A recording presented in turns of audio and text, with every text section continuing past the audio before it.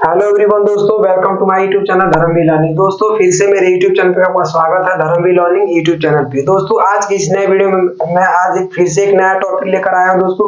वो आप परीक्षा के दृष्टिकोण से पूछा गया प्रश्न वेरी मोस्ट इंपॉर्टेंट है 2024 में। दोस्तों मैं 100% गारंटी लेता हूँ, अगर नहीं आया तो फिर मेरा नाम आप बदल दीजिएगा।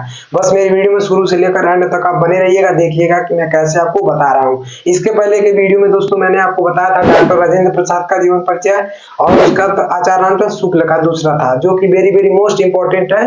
जीवन परिचय हमेशा या परीक्षा के दृष्टिकोण से प्रत्येक साल पूछा जाता है। यदि इसके पहले का वीडियो आपने नहीं देखा तो लिंक डिस्क्रिप्शन में और मेरे जाकर वहां से प्रत्येक वीडियो को देखकर आप कमेंट जरूर कीजिएगा। तो दोस्तों इस वीडियो को मैं इस जो जीवन परिचय आपको बताने जा रहा हूँ, जिस लेखक का वेरी मोस्ट इंपॉर्टेंट दोस्तों, इसको आप जरूर देखिएगा और अपने दोस्तों में ज्यादा से ज्यादा शेयर कीजिएगा ताकि उनको भी यह अवसर मिले, वो भी देख सकें। और दोस्तों एक बात महत्वपूर्ण आपसे बताना चाहता हूँ कि आपके पास बिल्कुल समय नहीं है। अब आपका परीक्षा फिक्स हो चुका है कि अगले 22 फरवरी को आपका एग्जाम डेट फिक्स है कि होगा। तो दोस्तों इस वीडियो को ज्यादा से ज्यादा शेयर कीजिए, उनके पास भी उनको भी अवसर मिले। तो दोस्तों चलिए बिना देर के अपने टॉपिक की ओर चलते हैं और देखते हैं हमारा वो कौन से लेखक हैं और इनके बारे में बताना चाहता हूँ। ये वेरी मोस्ट इंपॉर्टेंट है, जयशंकर प्रसाद का जीवन परिचय। इनके बारे में हम जानेंगे। ये लेखक बहुत ही इंपॉर्टेंट लेखक है, बहुत ही महत्वपूर्ण है। तो दोस्तों आइए हम देखते हैं।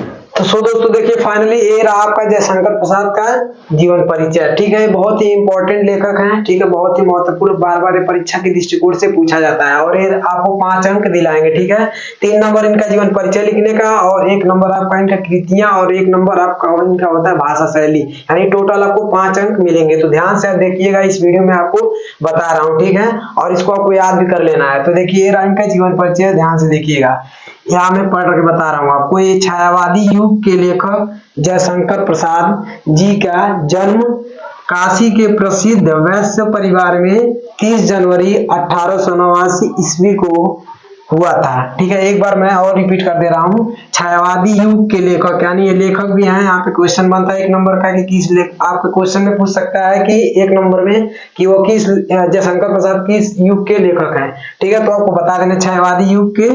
ठीक है, उसके बाद छायावादी युग के लेखक जयशंकर प्रसाद जी का जन्म काशी के प्रसिद्ध वैश्य परिवार में 30 जनवरी 1889 ईस्वी को हुआ था और इनके पिताजी का नाम देवी प्रसाद, इनके पिताजी का नाम था देवी प्रसाद। ये भी 1 नंबर में आप याद कर लिया। ठीक है, इनके पिताजी का नाम देवी प्रसाद था, जो स्वयं साहित्य प्रेमी थे। क्या थे वो? साहित्य प्रेमी थे। और इस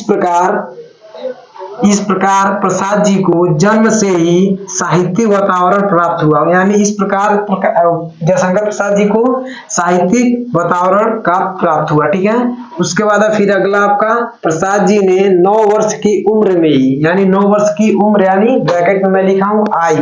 ठीक है, तो आई में ही एक कविता की रचना की। उन्होंने क्या किया? एक कविता की रचना की, जिसे पढ़कर इनके पिताजी ने इन्हें महान कवि बनने का शुभ आशीर्वाद दिया उनको। ठीक है, जयशंकर प्रसाद जी को दिया।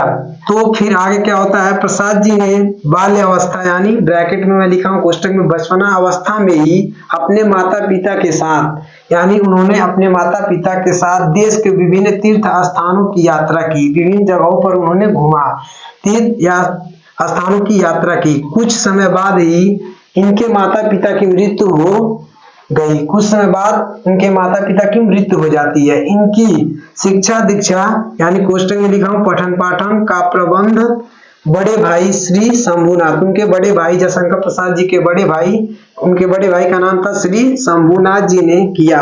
जो भी पढ़ाई का जितना भी खर्चा था उन्होंने उठाया, भार संभाला।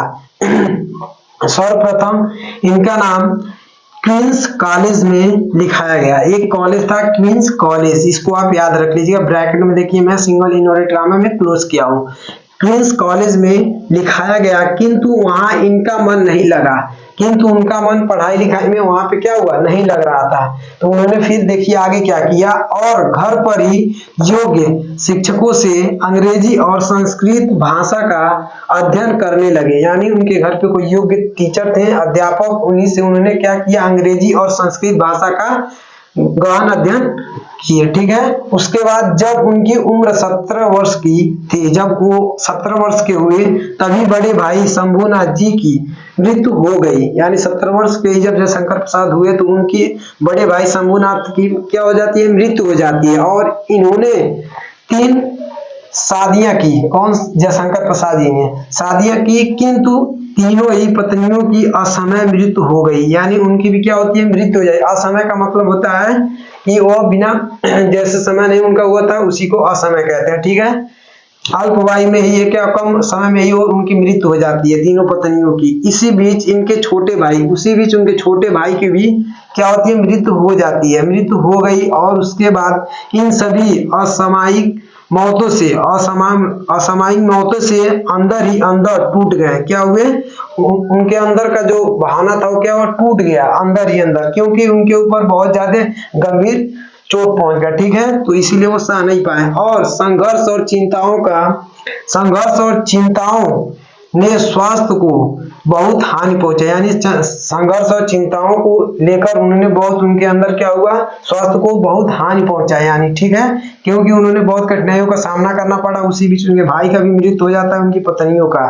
फिर उसके बाद क्या होता है आगे का, देखिए क्या होता है, क्षय रोग से पीड़ित होने के कारण, यानी क्षय रोग यानी होता है जो टीबी के यानी दमा के जो मरीज होते हैं उन्हीं को क्षय रोग कहते हैं। तो उनके कारण क्या होता है, उनकी क्षय रोग से पीड़ित होने के कारण 15 नवंबर 1937, यानी 15 नवंबर, ये डेट आप याद रखिएगा, बहुत ही इंपॉर्टेंट रखता है, बहुत मायने रखता है। 15 नवंबर 1937 ईस्वी को 47 वर्ष की आयु में ही, यानी अल्पवायु में ही क्या होता है, अल्पायु में उनकी निधन हो गई। यानी उनका भी मृत्यु हो जाता है, जयशंकर प्रसाद जी का 47 वर्ष की आयु में ही निधन हो जाता है। तो ये रहा इनकी कहानी। और देख ली इनकी जो प्रमुख यानी मुख्य जो इनकी रचनाएं यानी कृतियां, यहाँ पे आप देख लीजिए उनकी रचनाएं, कोष्टक में कृतियां, यानी रचना को क्या कहते हैं, कृतियां कहते हैं, ठीक है। रचना या कृतियां आप कह सकते हैं। तो मैं कुछ नहीं लिखी, यहाँ पे लिखा हूं, आप देख सकते हैं। इसमें से आपको 1 या 2 लिखना रहता है, इसलिए मैं आपके लिए लिख रहा हूं ताकि आप मतलब याद कर सकें। तो पहला इनकी रचना, बहुत प्रमुख रचना है, देखिए, मुख्य है कामायनी, आंसू, तीसरा लहर, झरना, और चौथा है आपका प्रेम प्रतीक। ये रहा आपकी उनकी रचना, ठीक है। और उसके बाद इनकी भाषा शैली आप देख सकते हैं, वर्णनात्मक है, भावनात्मक है, विचारात्मक है। तो ये रही इनकी कहानी जयशंकर प्रसाद जी का। दोस्तों कैसा लगा आपको ये वीडियो? अगर वीडियो अच्छा लगा तो प्लीज वीडियो को लाइक एंड चैनल को सब्सक्राइब कर दिएगा। और इससे रिलेटेड कोई भी डाउट होगा तो कमेंट के माध्यम से आप पूछ सकते हैं। दोस्तों और एक चीज, बहुत महत्वपूर्ण बात बताना चाहता हूँ, यह गद्य साहित्य के जितने भी लेखक थे इनको आप नोट डाउन कर लीजिएगा और परीक्षा में जाकर इसको बढ़िया ढंग से लिखिएगा। तो दोस्तों और एक चीज बताना चाहता हूँ, अब तक आपने पढ़ाई को इग्नोर किया, लेकिन अब नहीं आपको इग्नोर करना है, क्योंकि अब पढ़ाई जो आपका एग्जाम है फिक्स हो चुका है कि 22 फरवरी को होगा। तो आप अब पढ़ाई में जी जमा लग जाइए, ठीक है, अब क्योंकि आपको नंबर लाना है। तो दोस्तों और इस वीडियो को अपने दोस्तों में ज्यादा से ज्यादा शेयर कीजिए। अब इसके बाद आपको अगले वीडियो में बताऊंगा, अगला टॉपिक रहेगा पद्य साहित्य से कवियों के बारे में बताऊंगा, कौन कौन से कवि का जीवन परिचय पूछता है प्रत्येक साल, ठीक है। तो आज के लिए इतना है ना वीडियो में दोस्तों, फिर अगले वीडियो में मिलता हूँ। जय हिंद दोस्तों।